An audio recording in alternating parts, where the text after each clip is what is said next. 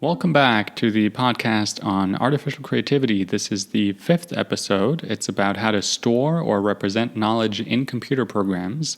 There is something interesting about the fact that epistemological rules apply not only to explanations, but computer programs as well. Some of those rules are that good explanations are hard to vary, that some explanations have reach, that good explanations are discrete, and so on. How they and other rules apply to computer programs and what that means, we will see in this episode. Now, we will get into some code in this episode, but I would like to remind you here that if you don't have a background in computer programming, that's totally okay. I will try to make this as accessible as possible. We're not even going to program that much. Remember that no one is born with this knowledge, so we all had to learn it at some point, and in our infinite ignorance, we're all the same anyway. And if you have any questions, please do tweet them at me. I will do my very best to answer them. On whatever platform you're listening to this, a link to my Twitter profile should be in the description. Speaking of listening, this is an episode that has video components since I want to show you some code, so I highly recommend that you pull this up on YouTube. A link to the YouTube video should also be in the description, because otherwise you will have a hard time following much of this episode. So if you're not on YouTube already, go ahead and pause this and pull it up there instead. On that note, I also want to mention that I will most likely make the transcripts of these episodes available online because as we are getting more and more into the weeds here, I think being able to read along will help also. I don't know yet where I will put them, but once I do, I will let you know.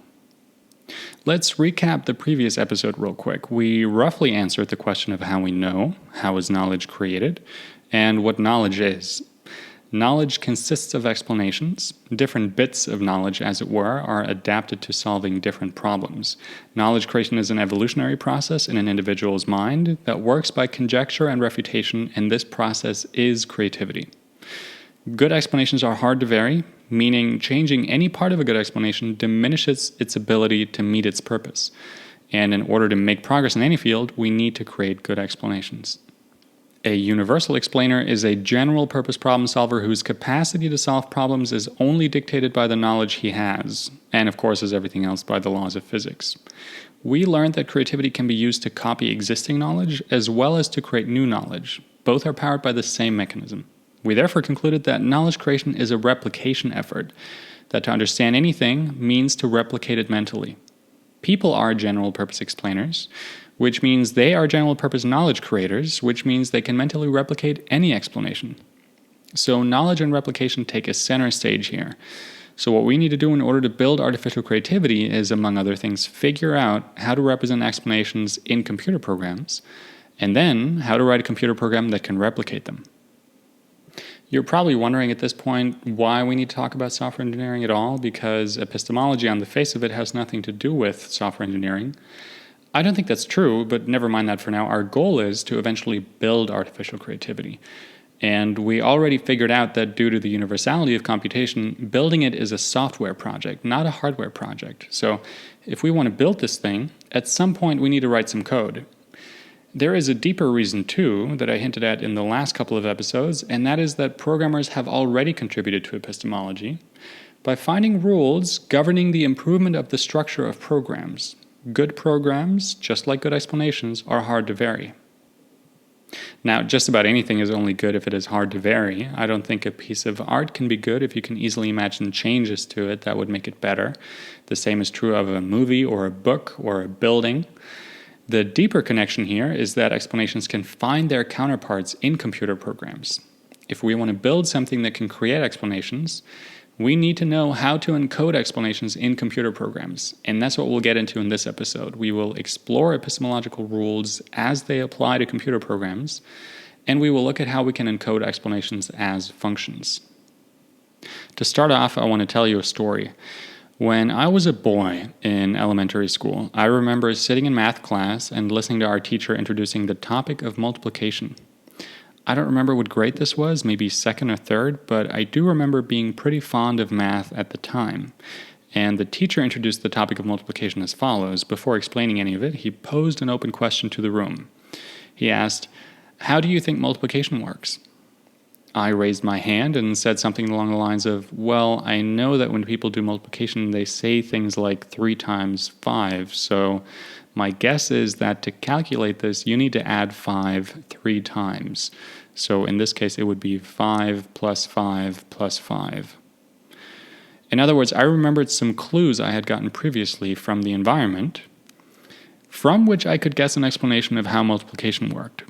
This is knowledge creation in action. My teacher had an explanation of multiplication in his mind that we as students needed to replicate in order to understand it. We couldn't download this explanation directly. We had to guess. The example of multiplication will come up again and again in this episode, so I suggest you keep it fresh in memory. There is a lot of implicit knowledge in the statement, you need to add 5 3 times. Add to what? And it's not 5 and 3 for every calculation, so the use of variables was implied here too. Another concept that was implied was the concept of looping, including some condition to terminate the loop. And I remember using fingers on one hand to count the number of iterations I had done so far. So I would show one finger and go 5, and then I'd show a second finger and go 10, and then I'd show a third finger and I'd go 15, and then I'd stop. This, by the way, is what computation is. I was using physical objects, my fingers, to represent abstract ones, in this case numbers. Implementing multiplication as a computer program is a fun and easy way to make this example more explicit, so let's try it together. We will use a language called Clojure, which is a modern programming language. It doesn't matter all that much which programming language we use. Most of them are general purpose, and so you could do what we're about to do with any of them anyway. But Clojure is a remarkably simple language, and so my hope is that it will allow us to focus only on the things that matter. As a bonus, much of the research in genetic programming has been done using this kind of language. The family of languages Clojure belongs to is called Lisps, so it may help us later. If you don't understand everything line by line, that's totally fine. All that matters is that you get the general idea. And if at the end you think you're seeing just a bunch of parentheses, which you will see Clojure uses a lot, everyone's been there too, but in time, I promise you won't even notice them anymore. So let's start here. What we're doing is implementing a function that can multiply two given numbers. Now in Clojure, the way you declare a new function is using this defin thing, and we're going to give the function a name, and it's going to take two parameters, two numbers, a and b, and then the function has a body. And this is basically the meat of the function. And what's going to happen here is we're going to have to loop. And basically, we're going to have a counter that we're going to set to 0 to start out with. And we want to keep track of the result we have. And we're going to start out with 0 for that one too. And then what we're going to say is we need to check, well, if in the current iteration, are we still not done? So if the counter is less than a, then we want to keep going. And so we're going to call recur. And recur basically tells to loop to iterate again. And this time we're going to pass in a counter that is 1 greater than before. So we're just going to add 1 to the counter. And we're going to add something to the result. We're going to add b to the result. However, next time if we iterate and we are done iterating, then we just return the result. So when you write Clojure, you're basically in the business of writing functions. This whole thing is a function now. And defin is, like I said, how we declare it. Times is a name, so now we could reference this function elsewhere using that name. And by function, I don't just mean mathematical functions. I mean, this would work not just for numbers, but you could write a different function that would work for words or, lists of things and collections and whatnot. So a programming language is a lot more flexible than this. But here we're arbitrarily constraining ourselves to just using numbers in this particular example. Something, if you've seen other programming languages that you may not be used to, is, for example, this thing here. Usually you would write something like counter less than a. So you have to read this kind of in a different order. This is called Polish notation. So you open the parentheses, then the first thing within the parentheses is a function you want to invoke, and then all the parameters to the function are passed in as a list behind that. So this reads as is the counter less than A? Something else you should know is when we call recur, this part right here, because it's the first argument that's provided to recur, is going to replace this first part of the loop instruction right here. And this is the second part to recur, so it's going to replace the second part. So what is this going to do if we were to run this? Well, basically it would say, let's say we invoke this with 2 times 3. Okay. So basically what it would do is it would say, well, we're going to go in the first time, we're going to set the counter to 0, and we're going to set the result to 0. And then we're going to check, is the counter less than A? So is 0 less than 2? Indeed it is. So we're going to run this first branch of the if statement. And this says, okay, run this loop again.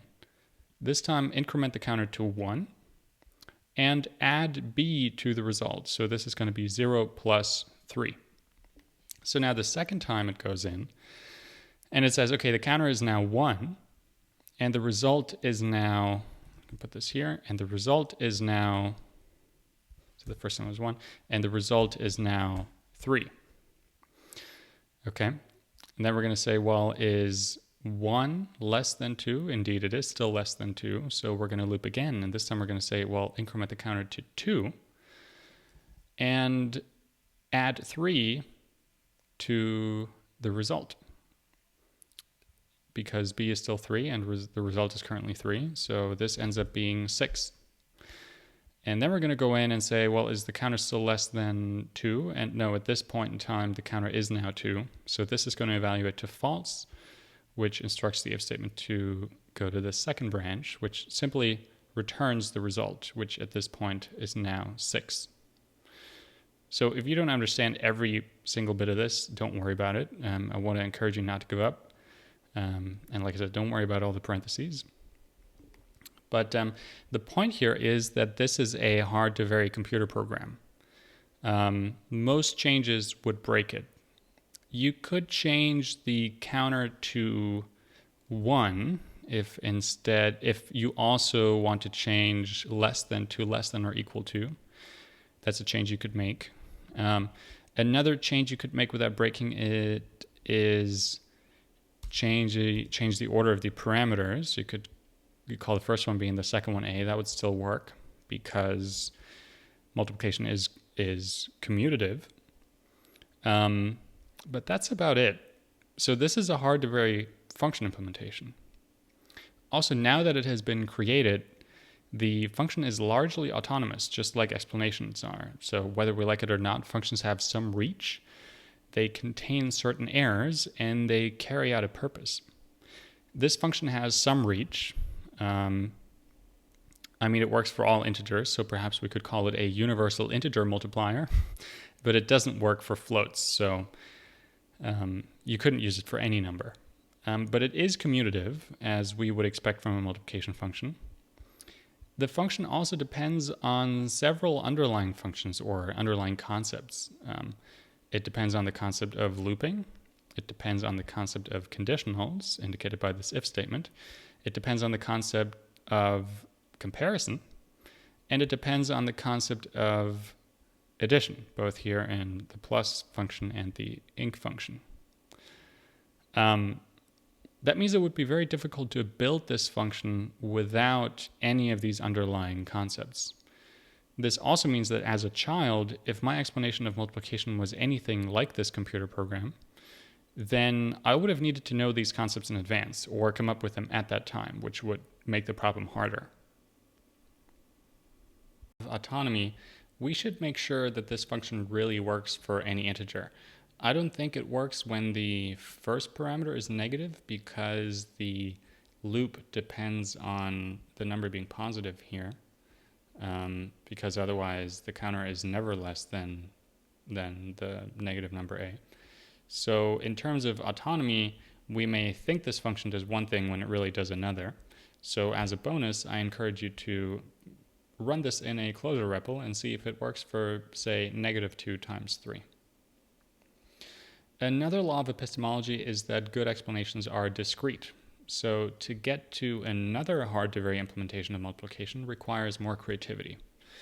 we can try it out right now. So if we try to build another implementation of this, well, let's see what else we could do. We could, for example, say repeat A B times.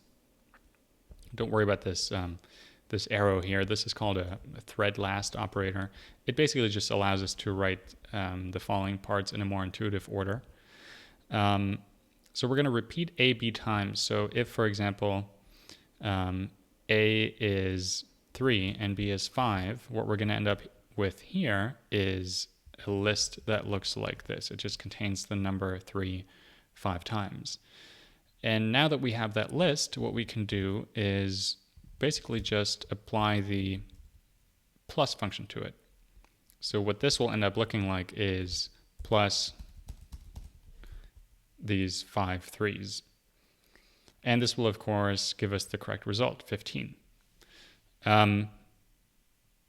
So this one is pretty hard to vary also, except for being commutative. So you could, again, swap A and B in the parameter declaration. You could get rid of the threading operator and move things around a little bit, but I think this reads better. So actually, this is kind of hard to vary in itself. What's interesting is you could replace apply here with a function called reduce, which instead of doing this all at once, would basically say, okay, what's 3 plus 3? That's 6. And then what's 6 plus 3? That's 9, and so forth. So it kind of does several additions pairwise instead of one big multi-element addition here. So since we can make that replacement, my guess is that if you can change part of a well-adapted function without making it worse, then that's an indication of the reach of the replacement. But I like apply a little better here. But overall, I think this second implementation is better than the first one because we use the built-in repeat function, which extracts the concept of looping into its own separate function. And as a result, different parts of this function are more isolated from each other, which makes them easier to read and test. This is a special case of being adapted to a particular purpose. Our previous function here, this implementation was adapted to the purpose of multiplication and looping, but we were really only after an adaptation to multiplication. So this means that extracting those subconcepts into their own separate well-adapted functions is a good idea because it makes the parent function better adapted to its purpose as well. Now, this second function depends on the concepts repeat, apply, and addition. So it would be difficult to build it without having those functions first. It also means that a creative recombination of the concepts of repeat, apply, and addition can lead to the entirely new idea of multiplication. A function's underlying functions, like repeat, apply, and plus in this case, we can consider implicit, and to make them explicit, we have to look up their implementation. Likewise, the knowledge, just as some knowledge is explicit, we know that other knowledge is implicit because we cannot quite put it into words. Now, here would be an example of an implementation of this same function that would be easier to vary. So we could do the same thing, but we could, at the end, add plus. So, if I can spell this. So this last line is completely useless. It just adds 0 to the result. We can get rid of this entire line without reducing the whole function's ability to fulfill its purpose. But let's explore the concept of being hard to vary a little further. As we said, being hard to vary means being hard to change without diminishing a function's ability to fulfill its purpose. If we can easily make changes without diminishing, or perhaps we even end up improving, a function's ability to fulfill its purpose, that means the current implementation is easy to vary. I think this works two ways. Either a function is easy to vary with respect to its particular purpose. This indicates a sort of internal variability. Or it is easy to vary with respect to fulfilling many different purposes without really being adapted to any of them. This I consider a sort of external variability. This last example here is an example of a function that is easy to vary internally because the whole function performs a particular purpose, but we can make changes to its internal structure without ruining that purpose by getting rid of this last line. An example of a function that is easy to vary externally, we can call this function perform. It's so easy to vary that it's actually hard to come up with a name for it. And basically it's just going to take any function at all and some arguments that we want to apply to that function. And then all it's going to do is it's going to call that function with those arguments. I mean, this line performs any function at all, right? This is not very useful. All this function does is call any given function with the provided arguments. It's easy to vary because it works for any function that's passed in, and so it's not adapted to a particular purpose. And as a result, the structure doesn't explain anything. It just passes the job of explaining onto the apply function. So we could have just used apply to begin with. It's a kind of regress, I think. It is a bit like watching a conjuring trick and explaining it by saying the conjurer did something, which is also an example I'm borrowing from David Deutsch, if I'm remembering this correctly. The explanation is not false, but it is bad. The perform function has tremendous reach because it applies to any function at all, but that reach came at the cost of its adaptation to a purpose. It doesn't have a purpose, and that resulted in a bad implementation. Now you can combine these two kinds of variability to get an example of a function that is easy to vary both internally and externally. So actually, let's put this up here. If up here we said add 0 to nothing, and then also just invoke any function whatsoever, well, it's still doing that. It's still having that really, really broad purpose. But in addition, we now have this useless line that doesn't do anything. So this, I would say, is easy to vary in both ways.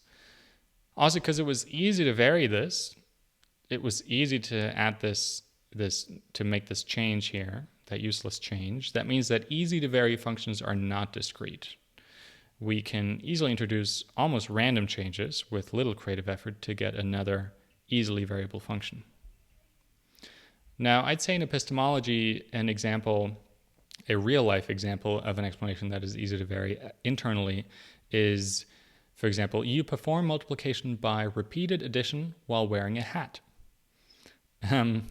An example of an explanation that is easy to vary externally is, in order to do X, you have to understand it first. Its internal structure is sound and correct, but it applies to anything at all. An example of an explanation that is both easily variable internally as well as externally is the gods did it. It is easily variable internally because you could replace gods with angels or wizards and it would still explain as much. And it is easily variable externally because it explains anything at all. My guess is that most explanations that are easy to vary externally are also, at least to a degree, easily variable internally, but that would require some more investigation. We did see that happening here, though. Here's another parallel between explanations and functions. They can't be proven true.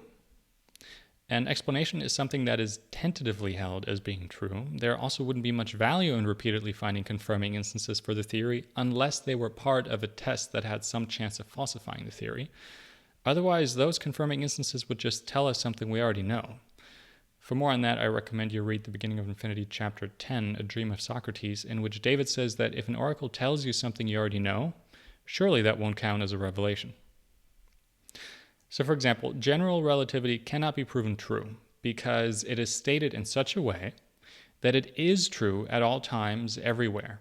This is by design, so that a single problematic observation could in principle refute it. That means in order to prove it true, you would need to fail to prove it false at every space-time coordinate in the universe. This is impossible. The same holds for function implementations. No matter how many tests succeed, we have always only run a finite number of tests compared to the infinity of tests the function would need to pass, so we can't assign probabilities either. Programmers may see this as an occasion for despair. Some of them may say, well, if I can't become more confident that my programs are running correctly, why bother testing them at all? Well, that's easy, because the more errors you correct, the better your programs get. Here's an example. Let's say we get some part of the implementation of our multiplier function wrong. This guy right here. And when asked to calculate 4 times 4, instead of returning 16, we get, say, 22. That means that part of this implementation is wrong, and with some effort we can correct it. And then once corrected, the function is objectively better adapted to its purpose, assuming that that change didn't introduce more issues. But can we be sure that next time it calculates, say, 400 times 271, that it does so correctly? Well, not until we try. Can we try every pair of numbers? And can we even be sure that the same pair of numbers will yield the same result the second time and the third and so on? Well, no. We can have good explanations of that, but we can't be certain. But our function has a hard-to-vary implementation, and that's all we're after. And so we tentatively adopt our function implementation with regard to the problem it is designed to solve. There are tools available to programmers that randomly generate test cases to catch flaws in programs, such as a tool called Quick Check. Programmers should use tools like this because they help them catch bugs and make their programs better. But if they use these tools to become more confident in their code being bug-free, they are mistaken. Now, just as a bad explanation can still explain something and may even be true, a bad function implementation does not necessarily mean you cannot run it. But when we do find an issue with an explanation or a function implementation, we want to avoid so-called ad hoc fixes. An ad hoc fix is a fix that doesn't require much creativity and does not explain why the function failed in the first place. For example, remember how we said we had a multiplier function that works great, except for some reason it returns 22 instead of 16 as an answer to 4 times 4? Well, consider this implementation here. Say we have our multiplier function, and we know that there's something wrong with the implementation. So we have some faulty implementation here, and we know that it fails for 4 times 4, but it seems to work for everything else we've tried. Okay, so what we could do is we could say, well, if A is 4 and B is also 4, then we just return 16. And in all other cases, we run our algorithm that we know is faulty, right? Because it's not going to get those numbers that it can't perform. I mean, if we were to do this, we're basically bending over backwards to make this thing work, because we're hard coding the solution for that case rather than solving the underlying multiplication problem. This way, we sort of immunize our function against criticism this way.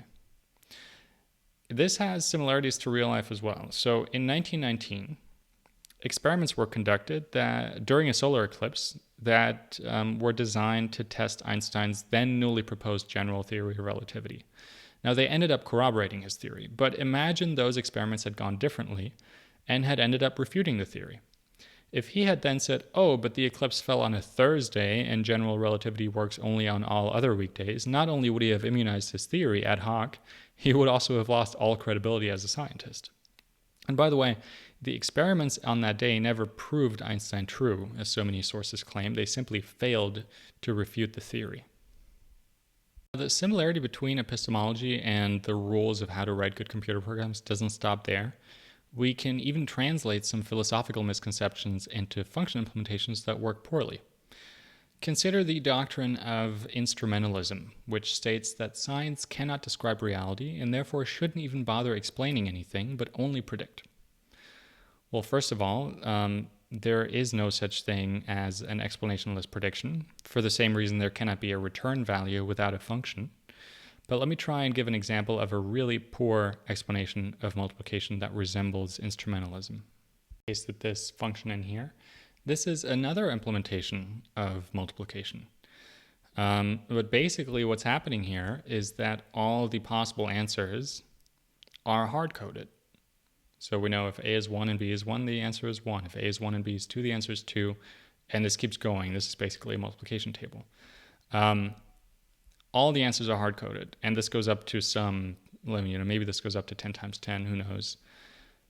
But this is such a bad explanation of how multiplication works that no one would ever write such a program. And yet this is precisely what instrumentalism claims science is about. This also shows why explaining multiplication well is better than just giving someone a multiplication table. Now, some bad explanations involve something called an infinite regress.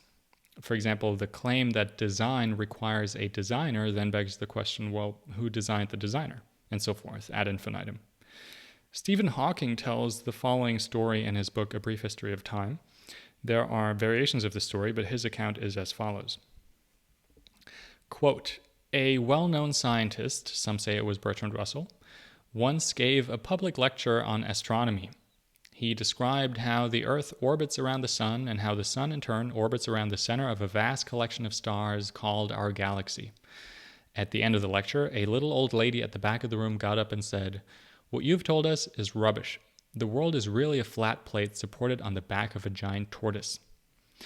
The scientist gave a superior smile before replying, what is the tortoise standing on? You're very clever, young man, very clever, said the old lady, but its turtle's all the way down.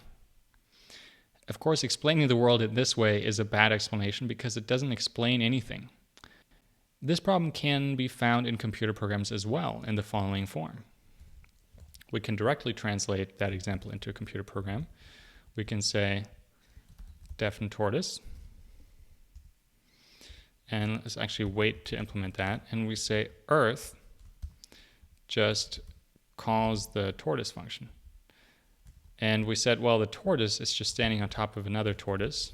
So basically that's analogous to the tortoise function just calling the tortoise function again. I mean, you kind of have to read this bottom up. So if you try to invoke this Earth function, it will in turn invoke the tortoise function, which is here, which from then on will just keep invoking itself. It will actually keep trying until the computer runs out of memory to keep track of the progress it has made in calling the next function. This is known as a stack overflow. But the deeper reason here is that this is problematic not just because of limited memory, but that the tortoise function does not explain anything. It just keeps delegating. As a quick aside here, to those of you who are programmers, you may recognize that this is part of a mechanism called recursion, which is of course a valid and useful tool in any programmer's tool belt, but recursion works because at each iteration something is being explained, and because eventually there's a condition to terminate. Now, all of these examples of rules of epistemology applying to computer programs serve a particular purpose. Namely, the purpose of suggesting an answer to the question of how we could encode explanations in computer programs. Let's go back to our good implementation of multiplication earlier. This one right here. Oh, sorry, this one right here. I contend that as I was sitting in that classroom when I was 7 or 8 years old, the explanation of how to multiply that I had in my mind looked something like that. Since then, I've rarely run this function because I've memorized the results for small integers. Likewise, the results of certain function invocations in computer programs can be cached or remembered in a way. And for larger numbers, as well as for decimal numbers and fractions and so forth, I use different algorithms.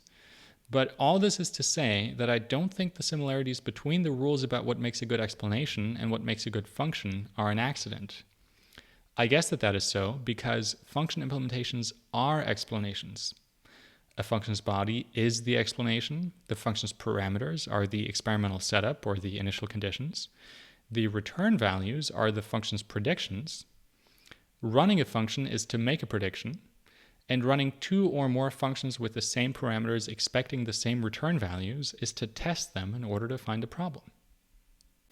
In the beginning of Infinity, Chapter 7, Artificial Creativity, David says that if you can't program it, you haven't understood it.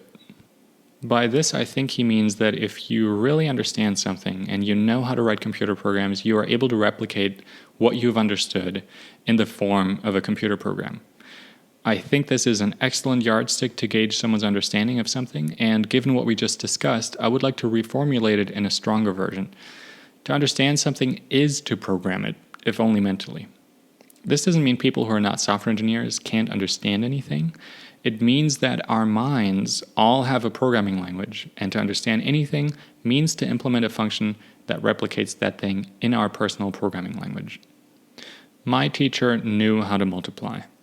There was a function in his mind that he had originally created in response to the problem of how to perform multiplication. He wanted to pass this knowledge on to us, and so we had to recreate it. and by recreating it, we understood it. In The Fabric of Reality, Chapter 6, Universality and the Limits of Computation, David writes that it is computability that makes reality comprehensible. Computability is also what makes the evolution of living organisms possible. The underlying link here is knowledge creation, as we discussed in the previous episode. So let's wrap this up. The fact that functions are explanations and vice versa, that explanations can be represented on computers by functions, we could state as a sort of equivalence principle. The reason we don't think in terms of computer programs from day to day is that explaining things comes so naturally to us. But I conjecture that every explanation you as an individual have is a program that runs in your mind, which you can invoke to make predictions or to test it. And the origin of that program is creativity, meaning the output of the creative algorithm takes the shape of functions. This works not just for math, but for any function. Understanding and giving directions, understanding a recipe from a cookbook, how to drive a car, how to play the piano, anything at all that can be learned can be modeled as a function implementation.